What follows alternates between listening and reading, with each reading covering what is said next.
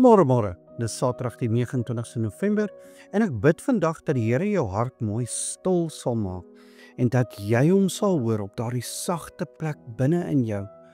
Want soms vra hy dinge van ons wat nie altyd maklik is nie, maar hy gee altyd die genade om dit wel te kan doen. En weet jy, vandag se gedeelte wys vir ons hoe dit lyk wanneer 'n mens nie net hoor nie, maar reageer.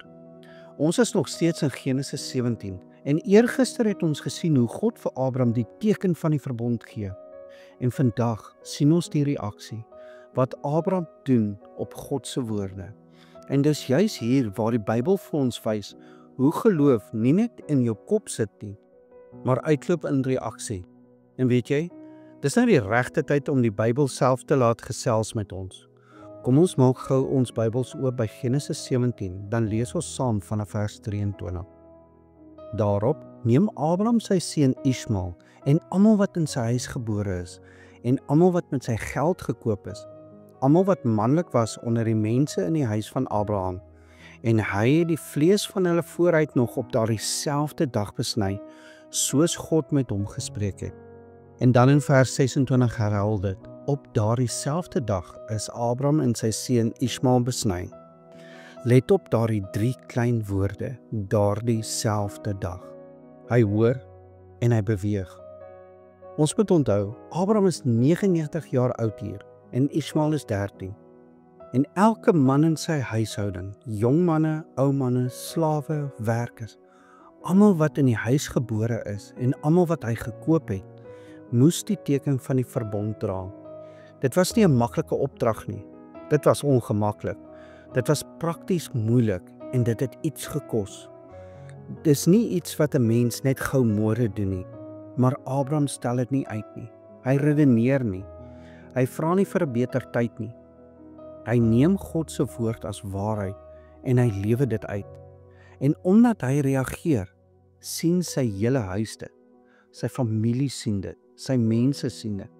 Hulle sien dat Abraham nie net praat oor God nie, hy vertrou hom genoeg om te doen wat hy sê. Hier raak geloof sigbaar. Hier kry geloof voete.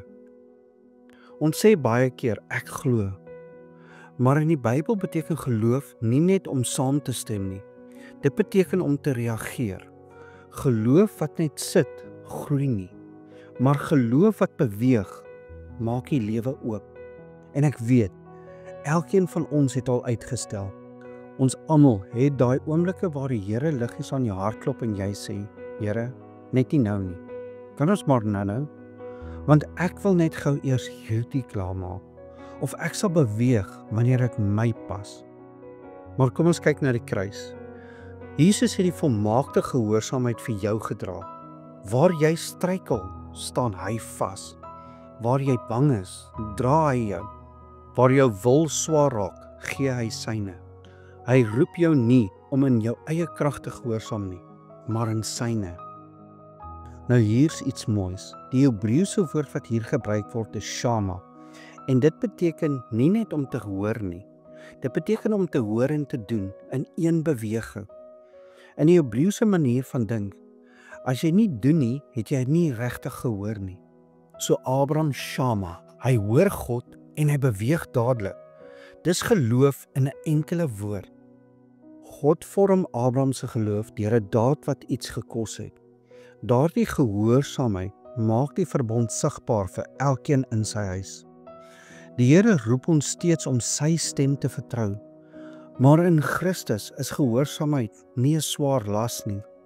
Dit word die vrug van 'n nuwe hart. Jesus se volmaakte gehoorsaamheid is die fondament onder jou voete. En die Heilige Gees gee jou die krag om te doen wat jy nie self kan doen nie. Kom ons bid saam.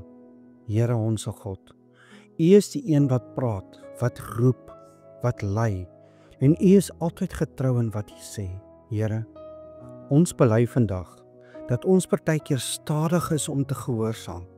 Ons stel uit, ons wonder te veel en soms kies ons eie planne bo U stem. Ons bely dit voor U met oop harte. Maar Here, help ons vandag. Maak ons harte sag. Maak ons ore fyn ingestel op U stem. Maak ons voete gewillig om te beweeg wanneer U praat. Nie in ons eie krag nie, Here, maar in U Gees wat ons dra. Ons rus in U, Jesus, in U volmaakte gehoorsaamheid, in U liefde en in U kruis. Ons bid dit in Jesus naam. Amen. En onthou vandag, jy is dalk die Bybel wat iemand vandag moet ontmoet. Wanneer God praat, wil hy jou lewe oopmaak en gehoorsaamheid is die deur waar jy moet deurstap. Moenie sit waar die Here sê beweeg nie. Hy sal jou dra, hy sal jou lei en hy sal jou die pad wys.